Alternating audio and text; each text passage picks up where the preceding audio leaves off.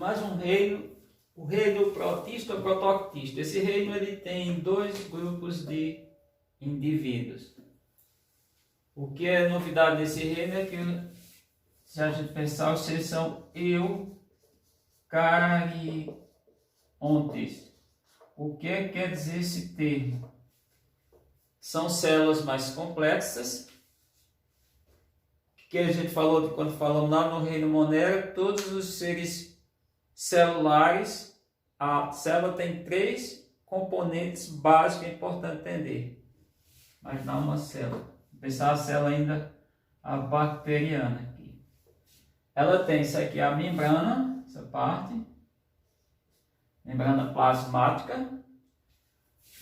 O que está aqui dentro é chamado de citosol, mas ainda se utiliza citoplasma, a parte gelatinosa. E aqui, no caso bactéria, tem aqui o núcleo. Núcleo é o material genético do indivíduo, é o genoma, assim. O que vai acontecer agora com todos os seres desse grupo? As células, independente do formato da célula, é diferente. Ela tem o mesmo que estava lá, membrana plasmática, ainda que tenha ou não parede celular, tem aqui interno, tá, gente? O citosol, citoplasma, mas vai aparecer uma coisa nova. Olha aqui como é que está o DNA. O material genético desse ser vivo está aqui. Isso aqui tem um nome, é um outro tipo de membrana. Só que essa membrana ela tem nomes carioteca. Então as células são diferenciadas, tá? Aí são 2 grupos de seres vivos. Algas, porque temos as algas no reino monera. São as algas procariontes, células procariotas. Aqui as células eucarióticas, seres eucariontes. Bom, algas e protozoário. De modo geral, a maioria dos livros começa falando de algas. Eu vou começar, porque algas é bem mais complexo, bem maior. Vou falar dos protozoários. Protozoas, eles vêm de proto, primitivo, zoo, animal. Ah, mas já foi assim já. Até a década de 1960, existiam chamados grandes reinos, 3 reinos. Isso vinha lá desde o período antes de Cristo, desde a época da Grécia politeísta, os grandes filósofos, Aristóteles, Sócrates, Zenão, Tales, Mileto e tantos outros, que eram os grandes estudiosos da época, os grandes filósofos. O reino mineral, que era o que não é vivo, o reino vegetal, o reino animal. Era assim que era tratado tudo. Aí foi feito. Bom, os protozoários são as algas, vai ficar para um outro vídeo. Outro momento eu vou explicar. São seres autotróficos. E os protozoários são seres heterotróficos.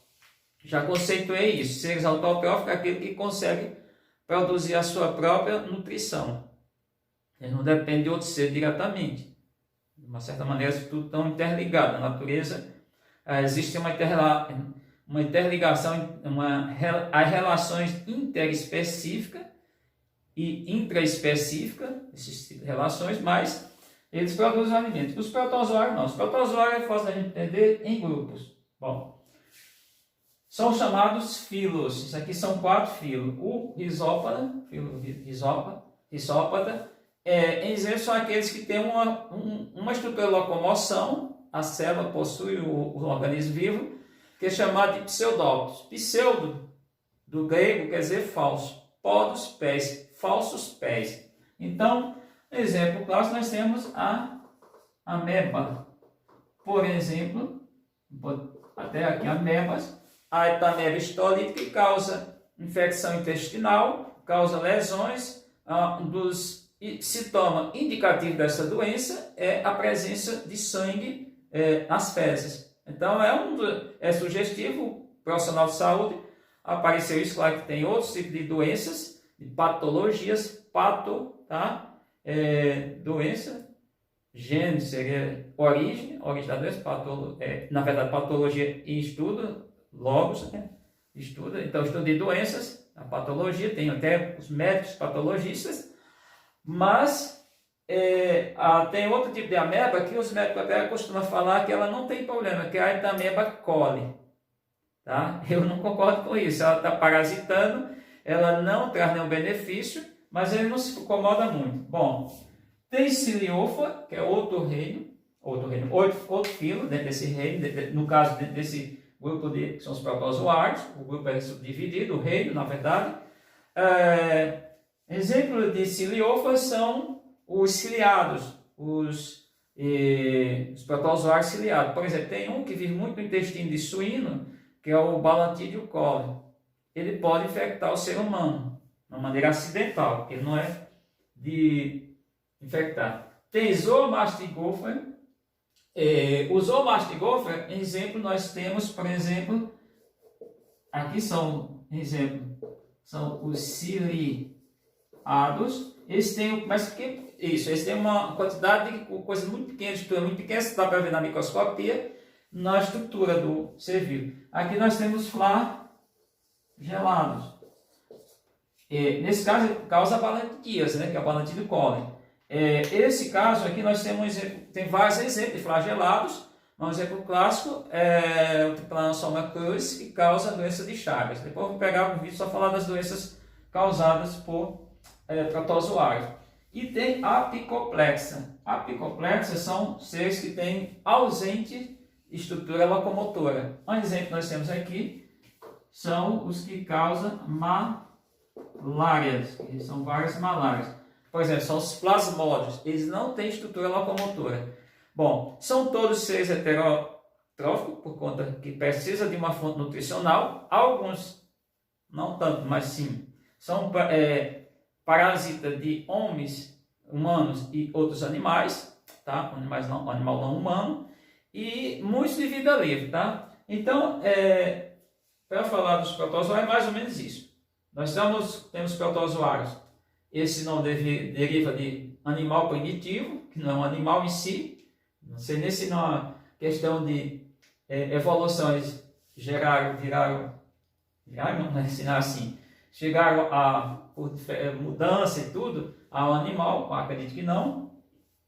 Apesar de eu defender muito a questão do conceito de evolução, o estudo de evolução. E os grupos são o Rhizopode, os filos, que eles é ameba, mas não só tem ameba, que eles têm uma estrutura locomotora que é um pseudóptero, ela se projeta, isso também serve para incorporar partículas no ambiente.